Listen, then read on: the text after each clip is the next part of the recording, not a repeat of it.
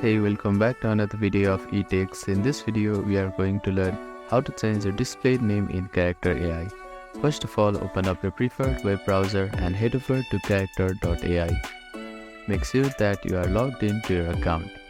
After that, click on the profile icon, which is at the bottom left corner of your screen. Here, you will see a settings option. Click on it. Now, under public profile section, you will find display name. Select the current display name and delete it. After that, type in your new display name on this field here.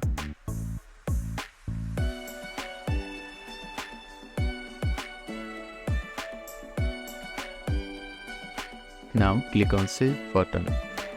As you can see that my display name has been changed.